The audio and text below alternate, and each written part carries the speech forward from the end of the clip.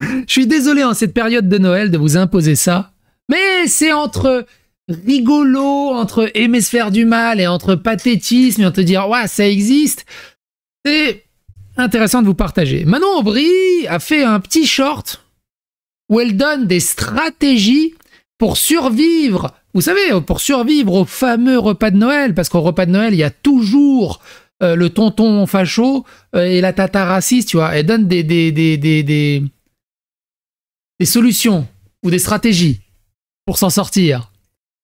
On va se regarder ça avec un bon petit verre bon petit verre de lait. Vous allez voir, c'est savoureux.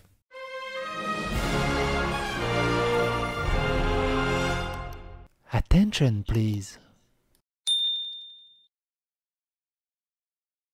Écoutez ça. Alors déjà, il y a ce passage-là. Un petit bonus avant de partir en vacances, rester jusqu'au bout. Comment faire face à son tonton ou à sa tata, même si on aime beaucoup son tonton et sa tata, Alors déjà, je suis désolé, hein, je vais couper très souvent, parce qu'il faut que la vidéo dure 10 minutes et que j'ai pas grand-chose pour tricoter. À quel moment tu dis c'est une politique, une nana, une personne qui parle comme ça? Elle a quoi? Elle a 8 ans d'âge mental? jusqu'au bout. Comment faire face à son tonton ou à sa tata, même si on aime beaucoup son tonton et sa tata, de droite, misogyne, raciste, choisissez. Un petit kit de survie pour les fêtes de Noël, je pense que ça fera pas de mal. Allez, c'est parti, générique. Alors du coup, on va l'écouter, hein, son petit kit, il est là. Partir cacher que à Noël, on a aussi les repas de Noël avec son tonton ou sa tata. Vous avez remarqué, c'est toujours le tonton et la tata qui sont racistes, fachos et misogynes. Les parents jamais, les grands-parents jamais. C'est quoi ce racisme envers les tontons et les tatas qui sont forcément...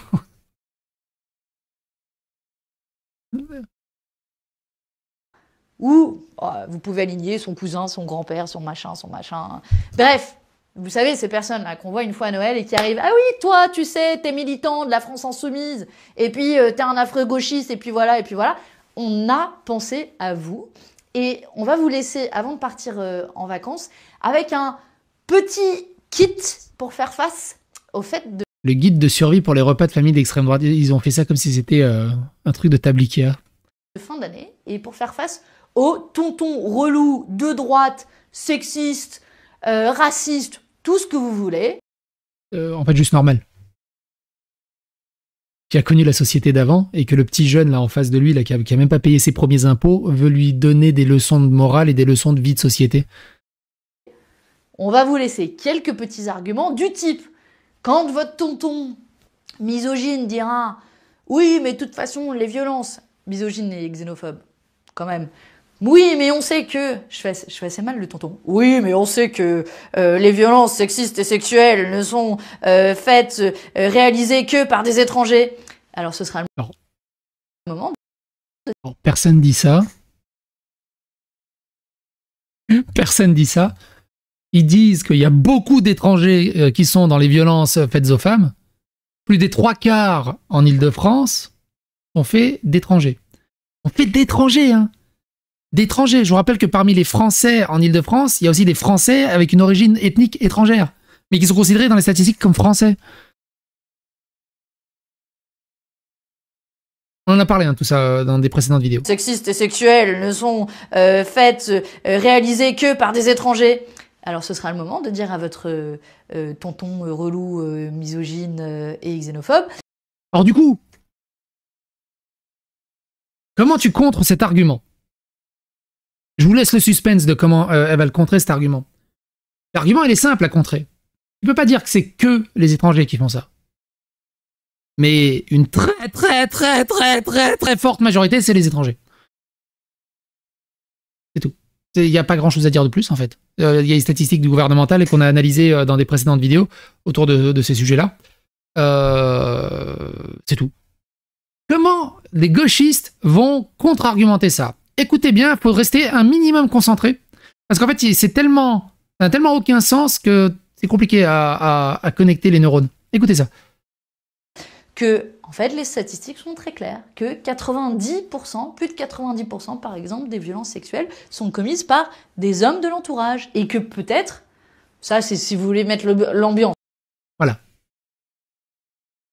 Donc ça, c'est un debunk de gauchistes. Il y a même beaucoup d'étrangers qui font des violences.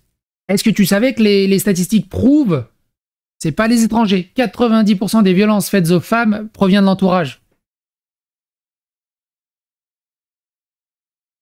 Et c'est quoi le... genre les étrangers n'ont pas d'entourage. Non. Les étrangers n'ont pas d'entourage, c'est pas... L'entourage, c'est que dans les familles blanches. Les familles françaises, pardon. Qu'est-ce que c'est que cet argument? Et j'ai déjà entendu cet argument parmi des influenceurs de gauche. Pour dire, non, c'est complètement faux, c'est des racistes de dire que c'est les étrangers qui font ça. Parce que, de toute façon, 90% des trucs, c'est dans l'entourage. Ça change quoi? 90% de cet entourage, bah, c'est des étrangers. Tu vas pas me dire que dans Seine-Saint-Denis, les statistiques de violences faites aux femmes, quand elles osent parler, provient beaucoup de familles françaises. Il y en a. Il y en a. Faut arrêter les conneries, hein. Faut pas être con non plus. Évidemment qu'il y en a des violences faites aux femmes dans les familles françaises, blanches, tout ce que tu veux, serbes, tout ce que... Évidemment, malheureusement, mais évidemment. Mais pas à ce niveau-là. Pas à ce niveau-là. La statistique, le ratio, il est jusqu'à la 4e vertèbre. Je vous remets le passage. Et xénophobe, que, en fait, les statistiques sont très claires, que 90%, plus de 90% par exemple, des violences sexuelles sont commises par des hommes de l'entourage, et que peut-être... Et du coup, cette réponse n'invalide pas le début, en fait. Ça fait que déplacer les buts sur autre chose. Donc tu peux pas discuter avec eux, parce qu'il n'y a aucune logique derrière. Écoutez la suite. Peut-être, ça c'est si vous voulez mettre l'ambiance, c'est le petit bonus, peut-être autour de cette table à Noël, il y a quelqu'un qui a une responsabilité. Vous vous sentez pas obligé parce que là, ça peut mal finir entre le marron ou le dessert, là. Je vous encourage pas. Mais au moins, vous aurez l'argument. Ou, il y a l'argument classique des fêtes de Noël de, oui, mais de toute façon, c'est ceux qui touchent le RSA, les Français sont que des assistés, des feignants, etc. Alors, tonton... Alors c'est vrai aussi, hein. Une très très grosse majorité qui touche le RSA le touche parce que... J'avais un pote, je l'ai perdu de vue depuis très longtemps, qui était boulanger. Et ce qu'il faisait, c'est qu'il bossait pendant 6 mois, il se ramassait bien, parce que boulanger, ça paye plutôt bien, et après il se mettait au chômage. Pendant 6 mois, il touchait le chômage. Puis il se remettait, pendant 6 mois, 1 an, il était boulanger, pendant 1 an et demi, il était au chômage, et il profitait des aides. Et puis quand il avait assez d'argent, bah, il demandait le RSA, plutôt que d'aller retourner bosser. Je me suis rendu compte, avec le RSA, tu peux nourrir ta famille au bled, mais sans problème, quoi. Relou de droite, je te propose une chose, c'est de vivre avec le RSA. Le RSA, c'est 634 € par mois. Ouais, mais 634 € au bled, c'est monstrueux. C'est monstrueux. 634 € par mois. Allez vous loger, vous nourrir, payer vos factures. On en reparle? Et au passage, il y a un tiers... Oui, mais avec le RSA, il y a toutes les aides derrière.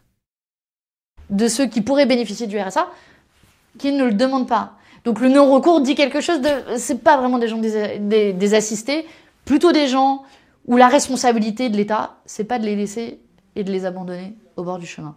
Voilà, je vous fais pas la liste complète. C'est un truc de fou. C'est un truc de fou. Bref, il n'y a pas grand-chose à en dire, hein. Elisabeth Borne, Xavier Bertrand, Rachida Dati, qui pour composer l'imminent gouvernement de François Bayrou? Ça me fait rire tellement c'est ridicule, c'est littéralement toujours les mêmes tronches qui reviennent à l'infini comme un cauchemar. C'est une caste, c'est toujours les mêmes. C'est toujours les mêmes qui tournent en boucle. Ils font semblant de se battre, de se détester et tout le bazar, mais ils se placent tous les uns les autres.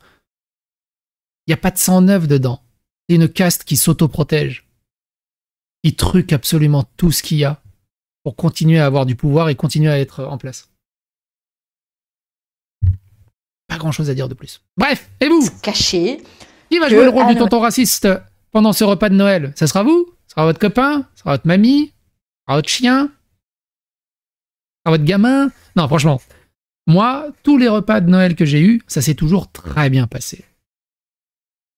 Je pense que j'ai une famille plutôt stable qui n'a pas d'ultra-gauchiste dégénéré dedans, en fait. On a tous été à peu près bien éduqués avec des bonnes valeurs de travail, de famille, de patrie. Et on n'a pas eu de lobotomisé de Sciences Po ou de conneries de bobo ou ce genre de choses. Non, on devait travailler pour survivre. On n'avait pas l'argent de maman, papa, et puis après chouiner sur son sort que la vie elle est trop dure, la vie elle est pas bien. J'ai jamais eu de gauchiste autour de la table. Mais vraiment, tu sais, le militant casse-couille, avec la mèche bleue et tout. Non, généralement, on mange de la dinde. Ou du chapon. Et on arrive à savoir si c'est un garçon ou une fille. Et toi, tu t'identifies comme chapon? Est-ce qu'un chapon, c'est un trans? Grosse question.